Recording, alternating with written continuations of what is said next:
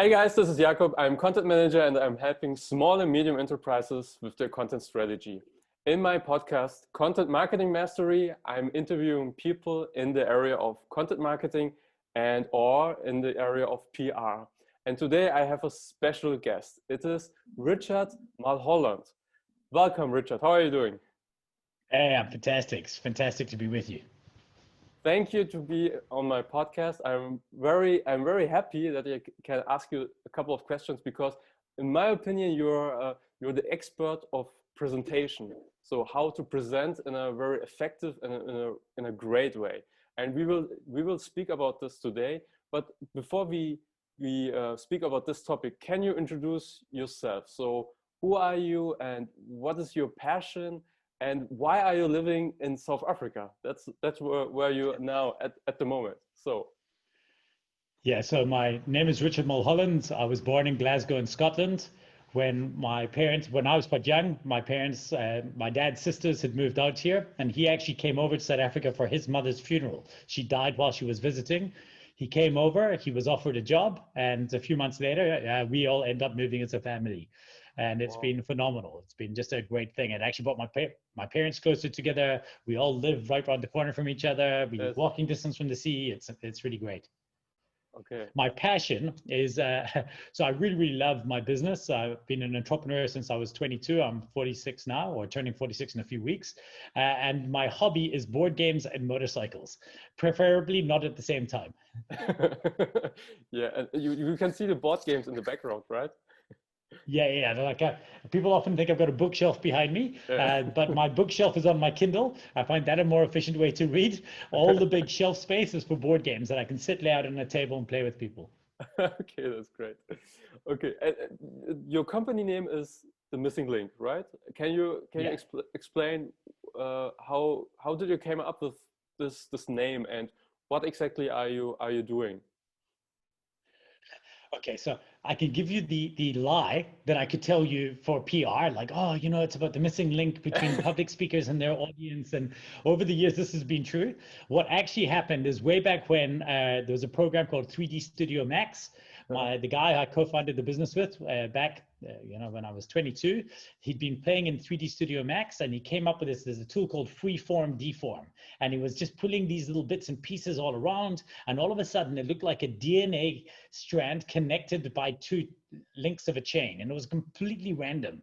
Okay. And it's like, oh, it looks like the human being is the missing link. We're like, oh, the missing link, that's called the business that. It was nothing intellectual. It was based on a logo that we don't use anymore and haven't used for years. But I can give you a more professional sounding idea if you want one. We've made it up since then. That sounds good. I like both answers. Cool. Yeah, and it kind of works, right? The name is actually just a name. What was interesting is when we launched, we called ourselves Missing Link Interactive. And I found often by adding terms like that to the end of a name, it blocks you into a space. If you call yourself, Missing Link Productions, then you're going to be in the business of production. But if you remove that from your name, then your name can evolve with your business as it grows. So by taking away the interactive component and just being Missing Link, we could technically fit into any space. Okay, interesting. Okay, never thought about this piece. Cool. And but you're helping speakers, professional speakers and presenters, right? To become a public speaker. That's basically what you're doing, right? Yes. Yes. Yeah, absolutely. We help people in different elements of presentation, whether it's presenting online, taking an event online, running it that way, creating a conference, leveling presenters up in big businesses. But me personally, I focus on the story to stage, which is helping public speakers grow their authority and income. Because to me, it's such a missed opportunity for people by not putting themselves out there onto stages, especially now because there's so many. Yes, but that's already a good topic because I mean we have Corona, we have COVID-19, and many events are cancelled, and there's a lot going on in the world. And what would you say to somebody who thought about becoming a public speaker, but nowadays, I mean, there are no stages available. What message do you have to this person? No, there has never been more stages available than at any point in human history. Literally, if ever you wanted to start, do it now. This is your time. And there's two reasons for it. One, so many speakers have gone like turtles into their shell. So my business, as I said, is 23 years old. I started it, but we hit zero revenue in March the 16th. We went from being a successful business to nothing. By May, we got back to the point where we were pre-COVID revenues. August was our best month in 18 months, and September is the best month in our company's history. There's more events now because the friction required on doing an event online is so much less than the friction required to get a whole bunch of people into one room at one time. So businesses have gone from having one event, one big event a year and maybe quarterly events to staff, to having events a week or events a day. One of our big banking clients has a webinar every single day. They invite all their clients to it and you come and pick and choose the ones you want. Now that means there's more stages available to speak at. And as soon as you understand, the one caveat is that you may not command the same fees. I don't charge the same to speak online as I do to speak at a live event, because of course I can prepare for my gig in 5 minutes, arrive on stage, present the way I want, and then have lunch with my wife 5 minutes later. But my access to audience has never been greater. So now I can speak, last year I had to travel a lot. So I spoke in 26 countries, but that meant that I was only at home for 7 days in a row, twice the whole year. Now I can do a world tour without leaving my living room. So our business has grown internationally. The anchor has been lifted. And the one thing I want to say to anybody who has and everybody has a story to tell, is that the next generation of thought leaders are going to be carved out of the crisis we're going through right now. Because people are looking for somebody to follow. They're looking for somebody who's winning, and they want to see what they're doing. So if you think that you have a story to tell, now is the time to do it, because there's 100 events and webinars that you could put your hand up for. Okay, love this answer, really. Awesome. So that's also something that is happening. So many companies who were conservative when it comes to digitalization, now they have to go all in because of Corona. They have to make process and digitalization, and also offer webinars and digital products that's necessary now. And that's also very congruent with your answer. Okay. And it's a great accelerator. Yeah, that's true. Yes. So when it comes to speakers, so you're helping them. I mean, when they are on stage or when they're giving their presentation, this is the last step. So there are many steps involved before. Last, but the second last. Okay, the second last, and there are many steps before. So building authority as a speaker, so that companies or organizations can book me. How can I build authority? Well, so the first thing is, and I'm so glad because you've got it already, right? And usually this is the bit we have to explain to people. You've started with the core word, authority. And we think the number one thing you have to do is figure out what your area of authority is. Okay. So most speakers, they start too high up the funnel. So they might turn around and say, oh, we are in marketing broadly, right? But then they come now, for example, you've come further down the funnel and said content marketing. Yes. But then you've said, well, that's still too broad. So you've come further down the funnel and you said content marketing for small to medium enterprises. That is your area of authority. Yeah. Now, I would suggest if you could get even further, if you had to do a keynote, content marketing for small to medium businesses, if you could get even one step further, like into even narrower niche, your authority grows. So the narrower the niche, the easier it is to own that space. Okay. So when I started Missing Link, we were Missing Link Interactive. We did CD-ROMs and websites and all these things. And then I thought, well, I can throw a stone and hit somebody who does this. So I went narrower and narrower and narrower until I went to presentations, which everybody hated. So everybody hated the presentation space. I apologize. Everyone hated the presentation space because it was so...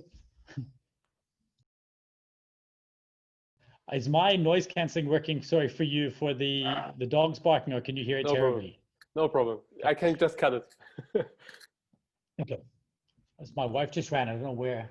Sorry. Okay. So When it comes to presentations, everybody hated that space. It was the bottom, that it was the place where nobody wanted to go because it was the least sexy. Yes. So I looked around, and to me, any area that lacks an expert, whoever puts their hand up first becomes the expert. So I just chose to go into that. So job number one is to work out what corner of the world do you want to own, of the idea world do you want to put your flag into. Then once you've understood what your area of authority is, you have to amplify that authority. And the way to do that is to stop having opinions about everything else. The easiest way to turn up, and I'm sure you must see this in content marketing, but the easiest way to turn up the volume of your authority in one topic is to stop turning up the volume in other things. So I often sit there and I get onto social media and I start writing a response, an angry response to an argument I want to have on something. And then I sit there and I'm about to hit enter and I realize this doesn't take me closer to my area of authority. Therefore, it takes me further away. Yeah. And so I've stopped trying to have opinions about stuff that isn't in my space. And that's the easiest way to amplify. And of course, things like picking one platform and stuff. But then you've got to, so you have to let the world know that you are the authority on a topic. And a lot of public speakers, they have imposter syndrome. They feel like, oh, but you know, what if I'm not the authority? And I don't like to self-promote myself. I feel it's arrogant. Self-promotion is the greatest form or admission of humility, because you realize that I'm not so great that I don't need any help. I've got to promote myself because I need this. So we try and encourage our speakers to really go out there and just own their area of authority. Yes, I think there are several good points that you mentioned. So this thing of self-promotion is a big one. So I don't want to promote myself. It doesn't look good. And I always say, if you don't promote yourself, who else should do it? I mean, absolutely agree. Yeah, I mean, who else should do it? There's no agency who will come and say, well, we should promote you. No, you have to do it yourself. And that's very important. And many people don't get it. And the other thing is also selling yourself. So you have to package your message in a way that you also create revenue long term. So people are also afraid to sell. Is this also something that you recognize? So much. And in fact, I love that you again, there's so many things you intuitively get that we talk about. You said to get revenue long term. People think that they get paid for their talk. You know, as a public speaker, I get paid for my talk. But good speakers get paid for their talk. Great speakers get paid from their talk. So I had this all wrong before. I thought, okay, I'm going to go out there and I'm going to charge my fee and I'm going to speak and they're going to pay me and that's the end of the job. But actually, I did 6 figures last year in public speaking, but I did 7 figures last year because I speak. So because I got off stage, people then want to engage with my business. And the downstream revenue public speaking has been the single best lead generation for my business that we've ever done. Because I stand up and I don't try to sell necessarily. I'm not, if somebody's paid me to speak, I'm not going to do a big sales pitch. Yeah. However, what I am going to try to do is to position, to create a need. You know, we always say to people, don't sell the ambulance, sell the accident. If you sell the accident, the ambulance sells itself. So I just explained to people that they're missing a trick, and public speaking is a huge, big area of authority that they've decided to give to their competitors. I give them 3 or 4 things they can do, but it's not enough. They want to reach out and engage with us, and then they join our public speaking program, or they help us create their sales deck. Yes. That's great. So the presentation or the speak is just the starting point for your revenue that you create in the long term. Got it. Okay, that's great. So you said public speaking is the second best lead generation campaign. So what is the best way? No. Public speaking for me is one of the single best ways to do. It's been our best tool. It's the second last, the gig itself is the second last step. Okay, got it. So most speakers, and this goes to a previous point, most speakers think that the work is done when the mic drops, but it isn't. After you get off that stage, you have a job. You've got to turn their audience into your audience. So right now, what I'm trying to do, let's be honest, is I'm on a podcast chatting to Jakob's audience. My hope is that somebody in your audience becomes my audience. Yes. Me leaving here isn't, I don't push hang up and then this is finished. I've got to turn around and say, well, how do I engage? So there's a few ways that I can do that. When you post, of course, the interview, I'm going to post it again, chat to things, engage on your post so people who follow you on social media can find me easily. But also, I've got to do my best to make sure that people want to engage with me afterwards. Now, on a podcast is one thing, but on a stage, I might say something like, you know, if you guys drop me an email afterwards, I'll share the slides with you. Or, and you can present this to your team. I'll share it in such a way that you can actually just edit them and make them your own. Or so then people jump onto there and they jump on to my mailing list. And as a public speaker, mailing list is the single best, you know, that is your asset library. That's what you want to grow. If I can grow my email list, then as I create a new talk, as I do new things, I have new programs, I can share it with people. So the job doesn't end when you get off stage. The job ends when their audience becomes your audience. Yes. Love it. You, in your book, you also have this section where you say you give something for free for them, 1 month of your coaching program or something, and everybody should stand up, and almost the whole audience stood up and sent you an email or something. There was a call to action that you had. I read this yesterday in the preparation, and this is also a great way to activate the audience when you're on stage and include them into your own list. That was a great idea, in my opinion. Yeah, your job is to get the audience to do, the one mistake people make is that they think they want their audience to do something. So you want the audience to become your customer, but that's long-term. What you want your audience to do is you've got to plot back to what you ultimately want from them and track back the steps and get them to do the first step in the right direction. What is the smallest single step you can do to get them on the journey where they could eventually become a customer?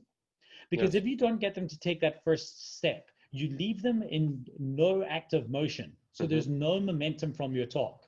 Then you've become entertainment. You become the same as watching The Social Dilemma on Netflix. You know, yes, it's great. And yes, you've watched it. But if you just watch it, it's just entertainment. If you don't do an action, if you don't decide, okay, well, I'm going to do these 3 things tomorrow to change that journey, then, you know, you're scared for a day, then you're interested for a week, and then it just becomes something else you watched and you're like, oh, whatever, and you move on. I need you to take 1 step. So I will do everything I can to get an audience to commit in some small way to doing 1 step that moves them further down the journey that I need them to be on. Yes. And this can be something small, right? This can be subscribing to your email list. This can be writing you an email, something small, right? Yeah, so for example, one thing I might do is we have a service called Talk Drawer. So we have like a drawer full of talks that people can give. I've rewritten talks on business books. They can go and they present it. Now we give this away free. So you can go and present on any number of business books, popular business books that, to your team. And we've created the presentation and the coaching videos and everything for you. So I want them to do that because I want to get them on my funnel. So, but if I ask them to do the hour of preparation and do that, that's hard. So I say to them, take out your phone right now and send an email to whoever books your appointments and book the talk with your team. That's all I want you to do right now. If you have the courage to do this, book the meeting, put the meeting in your diary and get somebody to book an all staff meeting or send a, you know, all staff at yourcompanyname.com. I'm doing a presentation to you next Thursday on a book that I just read. Send that out. Now you're committed. You don't need time, you need a deadline. So make the deadline. So I get them to do a very small email in the moment. And then, you know, maybe some people will cancel it, but invariably what happens is now they've got a talk coming up. The easiest way for them to do this talk is to do one of the pre-created ones I've done. By doing that, they bought into earth thinking, I've coached them on that talk via video. So now my authority has got even higher again still. And then they're like, well, I want to do something like this and myself for my own business. And then they reach out and then we help them. That's great. Very valuable, very smart. So when you're also giving very good lessons about how to make your presentations more effectively. So that's, for example, one reason why I'm standing is because I watched one of your videos where you're telling, well, people, if you make a Zoom presentation, just stand. And you told you explained why people are wondering, he's standing, wow, and something like small things like this make you a better presenter. And what, in your opinion, what are key mistakes that people make when they create their presentations and they delivering their presentations? On delivering the presentations, the assumption that, especially for, let's say for online, because it's the world we're going to be in for a while, assuming that you've kept the audience's attention is wrong. Assume that you've lost them and work out ways to win them back. You've got to try interrupt their distraction. So find ways to bring them back into the room. One of the most important mistakes, so will help you in this regard, is if you do a presentation in which you're the hero, it's all wrong. You're not the hero. The champion is in the chair, right? The sage is on the stage. You're trying to help them defeat something or be better versions of themselves because you were on stage. It isn't about your story. It's about how your story can help them write a better version of theirs. You need to turn around and assume that one person in the audience hired you to tell a story to make them better. And structure your story in that way. Most people think that even when you have a great story, they think it's about them, but it's never about them. It's always about you. And you've got to write the story that gives them the tools to be better. We talk about the idea of you've got to help them slay their dragon. Job number 2 of a speaker is to help them slay the dragon. Job number 1 is to help them see the dragon. You have to give them a reason to care. We talk about opening their gas tank, their give a shit tank. You got to, give them, fill their gas tank early. And then once they care, then give them a reason to believe. Why should I trust you? I now care about something, but why should I trust you? And that's a small thing. Then tell them what they need to know.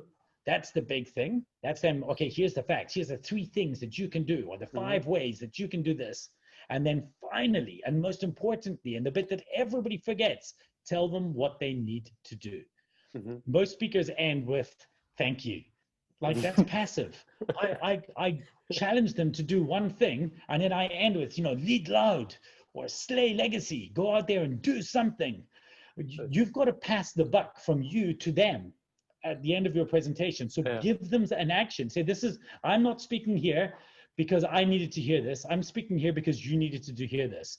And if you don't want the last 30 minutes to be a waste of your time, then go out there and do that one thing today. Book that talk. Put yourself forward. Put yourself out there. Whatever it be. And, call them to action while you're building. Yes. So this is also something that you teach, ending high, right? So many speakers, they start high, they go down, and then they end also down below. So you have to end high, right?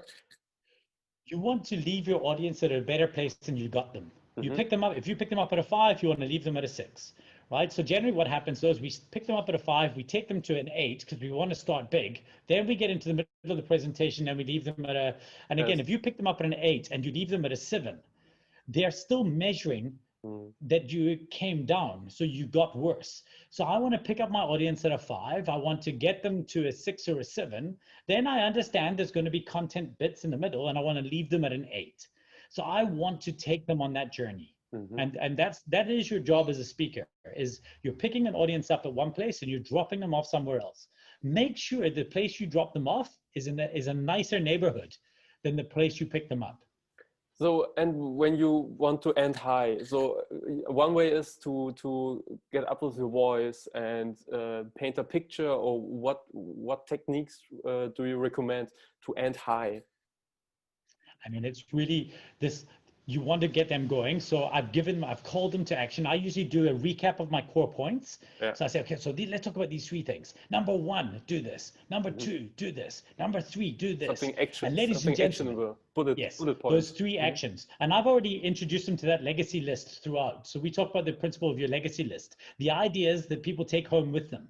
So 1, 2, 3. But then I do start building up my pace. I start moving. I plant myself in the middle of the stage and I look at them, I narrow my eyes and I speed up, and it's called peroration. And I will start building them up to a point where I'm trying to get them in short little sentences to the point that they believe that they can go out there and be whatever they want to be. And provided you don't come across sounding too much like a motivational speaker, because that's not what I'm trying to do. I try not to motivate them. I'm not giving them false hope. I'm giving them provocation. If you're happy being the version of you that you are right now, then stay in that seat. But if you're not happy, then I would suggest that nothing is going to happen for you. Knowing these tips, that is nothing. Putting them in action, that is everything. So I'm calling you to action right now. I'm calling you to go out there and lead loud. Ladies and gentlemen, make it happen. And that would be my ending. And that's how they know to clap. That, ladies and gentlemen, blah, blah, blah. Or We talk at the double up at the end. So you have a special methodology when it comes to presentations. So you have this presentation design template where you have, which is, by the way, for free, and I would love to put it into the show notes so that people get value from it. So there are basically 4 things: give them a reason to care, give them a reason to believe, tell them what they need to know, tell them what they need to do. So these 4 pillars, so to say. Can we speak a little bit about these 4 things? So for example, I'm planning to do a presentation. What are the things that I should think about in order to create an engaging presentation online, for example, through Zoom? So actually, the way I would tell you to go about it is to work through it back. When you're prepared, when you're delivering, you got to deliver it in that order. When you're preparing, you want to deliver it in almost the reverse order, with only one little step change. So the reverse order is the first thing you have to work out is what is the victory condition of my talk? When I leave the stage, if they haven't done X, they have failed. So what do you want them to do? Now, there's 2 parts to this. There's what you want them to do for them, that's your job, and what you want them to do for you, that's the nice bit. So yes, we want them to sign up to my mailing list, but that's not the job of my talk. If you've hired me to speak at your company event, my job is to give them the 3 tools to be a better presenter, or to help them understand how to gain authority through stages. So I've got to make sure that they do something at the end of my talk that will get them to that point. So I've got to start from there. What would be success for me? Success would be for me if they'd gone out there and booked a talk and they used the 3 steps or the 4-step methodology and the 3 steps that I've given them to build authority. Cool. Then what I've got to do is work back and say, well, what do I need them to know in order to make them do this? So I've got to think about, well, sure. Okay, so I know they're quite nervous about public speaking. I know they think that maybe they're not a core authority. So what are the 3 or 5 steps that I can give them, the body of information that will actually help them along the way to make this an easier transition for them? Cool, so I've got those. I know what that is. I know what I want them to say. Then I've got to go to, and this is where I go to the very first step, and I say, but why should they care in the first place? What if they're sitting there and they're comfortable and they're running their own business and they don't see the missed opportunity of public speaking to grow authority? So I've got to make them care. I've got to figure out why should they care about this. And then finally, because for me, it's actually the least important part. Why should they trust me or my methodology or my research or whatever I'm presenting on in order to help them get there? And it's not my CV, it's the information about me pertinent only to the objective of the presentation I'm giving. So if I'm talking about innovation, I might talk about the fact that my best-selling first book, Legicide, being the silent killer of innovation, the fact that I own a business called 21 Tanks, which is an innovation consultancy. I don't have to talk about Missing Link, my big business in the presentation space, because it's just not relevant. But if I'm speaking about public speaking, I might talk about the fact that I've spoken in over 30 countries and 6 continents, that I've been an official trainer on behalf of the Global TED organization, that I was the first South African to speak on the main stage of TED, that, and it takes 1 minute of credibility for people to say, okay, we can listen to this guy. Most people start a presentation there. They start delivering a presentation talking about themselves. Nobody cares. They don't know why they should care about this yet. So job number 1, and again, when you're presenting, is to make your audience care. Make them care about the topic you're doing. Show them the dragon that exists behind them, that problem in the world that they've not taken care of. Let them understand, like, wow, okay, that's actually something I've not thought about before, or create a gap in their knowledge, or make them curious, get them on a hook. You want to get their empathy.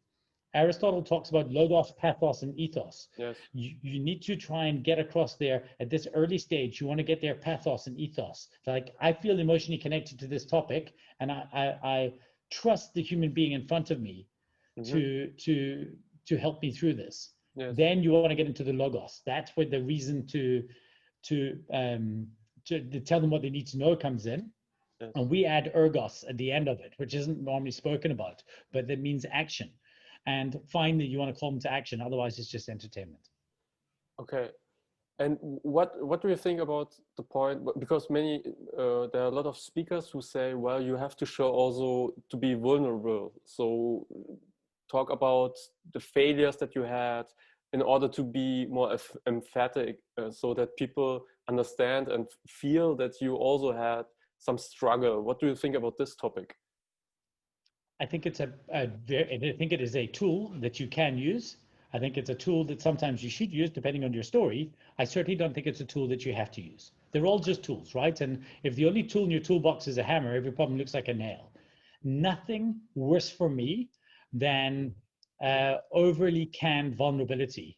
When you see a speaker walk onto stage, and we've all seen it before, and you know the speaker is super slick and they see this, and then halfway through their talk, they think about, when I think about what my father said to me on this day, and you're like, come on, man. Like, I know you've said this 1,000 times. There's a story I tell about my great aunt. It's been viewed on Goldcast like over 20 million times. I'm quite proud of the story. The first time I told that story was at a family friend wedding. Then my parents were in front of me and I nearly broke down in tears.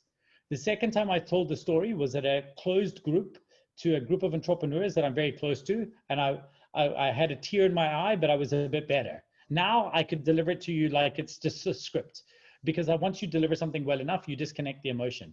Yeah. False levels of vulnerability, I feel that audiences have great authenticity detectors. So be vulnerable. Yes. That doesn't also mean you can be vulnerable without being overly emotional, but you certainly don't have to be. If I'm talking to you about public speaking, sure, I can talk about, maybe share a story about when it wasn't so great, or, we've all bombed, and there's always been times when I didn't have any authority. So that's why when I started, I just basically did talks about Seth Godin books. I built my authority through his reputation and through research, and I can share some of that. Yes. to let them understand the journey. But it's not my job to be out there and to be like, because people often ask me, before you get on stage, still now, do you still get scared? And the answer is no. Like, I love it. It's like, I understand that, I've got a job to do, but I get excited, not scared. Maybe I should pretend to be vulnerable about that, but it just feels great. It's my favorite place to be. Yes. Cool. So when people deliver keynotes or presentations through Zoom, there are also some lessons that you share. For example, this advanced setting on Zoom that you directly start with the presentation, which is great in value. But what else would you recommend when people present through Zoom? What advice would you give? So the first thing is, job number one is to give your audience reason to engage and permission to engage. Okay, so the best thing about presenting online is that your audience have been promoted from a passive observer to an active participant. So in the past, I stood up to do my talk, and for the most part, the audience sat down and shut up and watch. And then when I'm finished, we open up for questions. But now that's how audiences have been trained to behave. The first thing I do when I get on stage, say, hey, everybody, really, really excited to be here with you. I would actually love to know where you are. Would you mind just dropping into the chat and just telling me which city or suburb you're in, just so I understand where everyone is coming in from? Amazing. Let me actually just start by triggering off a quick poll, because I want to see how you guys feel about online events. Like, do you like them? Do you hate them? What do you hate about them? And then I introduce a little poll. So now I've got my audience to do two things. And then I do that. And then I say to them, as I'm sure you can understand, you've probably all presented online before and done these things. It can be a very lonely place this year. And I love having you chat. So you feel free. If there's something you like that I said, give me a thumbs up emoji. If there's something you don't like, give me a thumbs down. If you want to ask me a question, just do it in the chat. By giving my audience permission to engage, they feel connected, and it's harder for them to become distracted, because now there's two speakers. There's myself and whoever wrote the last comment. So yes, I understand that to some degree, my audience could be having a sidebar chat, and some speakers will be like, oh, but they're distracted, they're not listening to you. Well, to those speakers, I say, I would far rather they were having a sidebar chat about my content and an idea that I've shared than they would be on social media or checking their email. So I allow them to get distracted, but within the premise of my presentation. So give your audience permission to engage, and then give them a reason to engage. Okay, that's great advice. Yes. Okay. And when it comes to presenting online, you have this in one of your videos. You said this. In order to be amazing presenter online, you have to be great offline. So what exactly do you mean with this sentence? Well, what I mean is that it's not going to get easy. It's not, if you were not good at presenting in person, it's not going to get easier to do this when you can't see your audience and presenting via Zoom screen. You know, it's actually harder because now, again, now I have to engage with my content. Now I'm the crew. I am my own technical crew. I am presenting often where I can only see myself or maybe nobody else. My audience is a chat stream. And I'm trying to engage with that chat stream in real time, keep them involved, keep them engaged, understand that I've lost them. We talk about interrupting your audience's distraction. Assume that they've gone, constantly try win them back. So there's a lot more work for a speaker to do, but it's deeply satisfying. So the last thing I want to be worried about is my basic content structure and presentation. So I know that I had that as a good basis before I started. So now I can build on that foundation of being a competent public speaker and then become a good public speaker in the online space, which is so satisfying and so cool.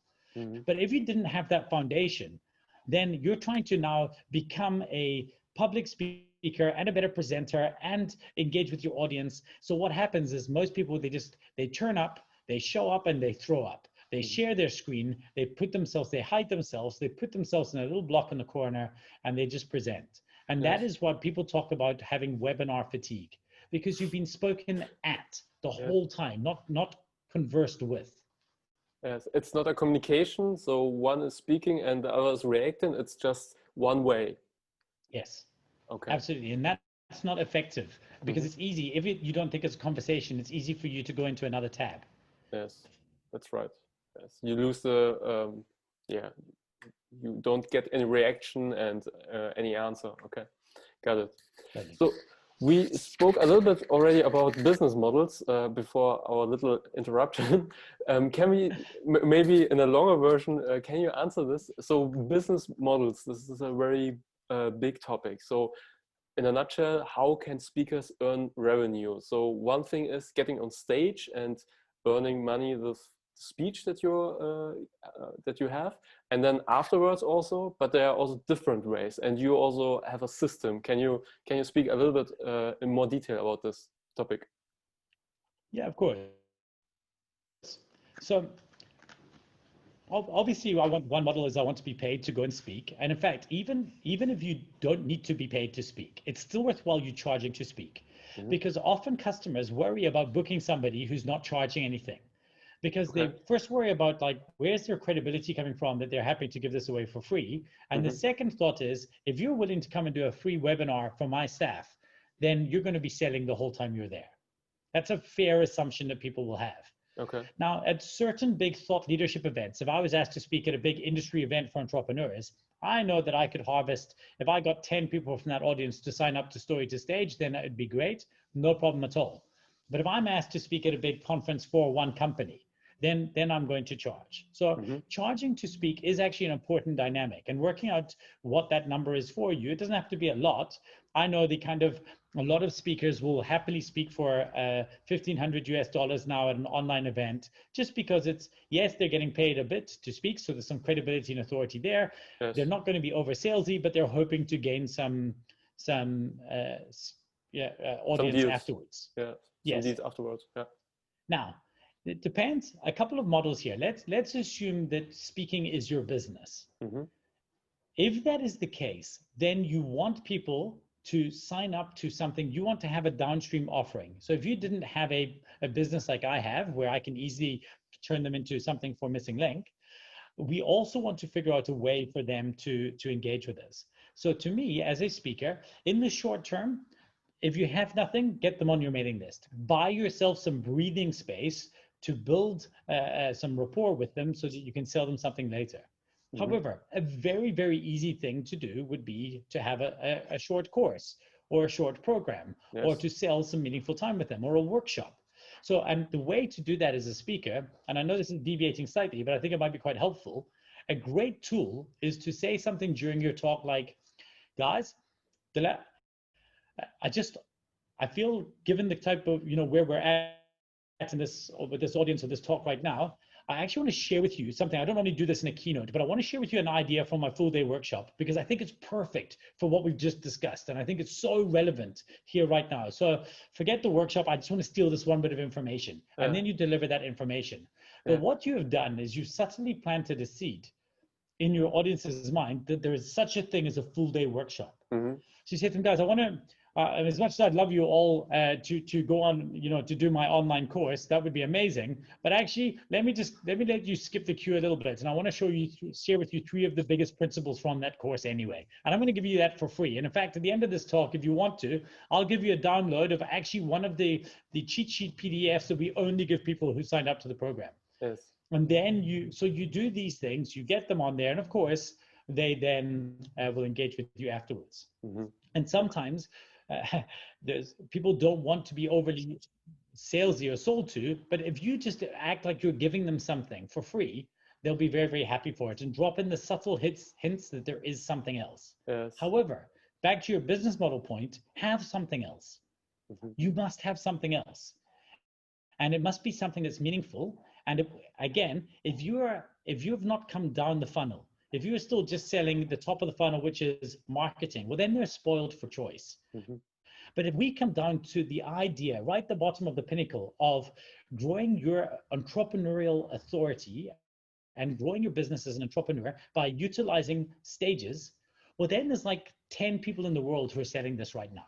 There's 10 businesses and 10 programs. I would rather have those odds. So then my area of authority, then having that program is interesting. How to go from stage to sale, right? How to get off the stage and make more sales. So our first program is story to stage, our second program is stage to sale. How to get from there to there. Now people want to get involved in that. So you need to have that program. If you're just a public speaker and you're just selling time for money, you are missing a very big trick. Yes. I think a lot of speakers, think that having a book and doing book sales at the back of the room is enough. To me, a book comes first. The book gets you to the stage gets you to the higher level revenue, not the lower level revenue. Yes, a book can be an entry, it can be an authority builder, but it should be not the only business model that you have. Your book is not your business model, your book is your business card. Your business card, exactly, yes. You give it to people so that they know, there's this guy, I have his book. I didn't read it, but I have a book. He must be an authority. Yeah. Great. Okay. So when you leave a meeting or online meeting, what is the last thing that people should think about when you leave the room, or the online room, the virtual room? What should they think? What should be the last emotion that they have when you leave the room? The emotion will be different depending on the talk you give, but the last thing that they should be thinking about is what they need to do next.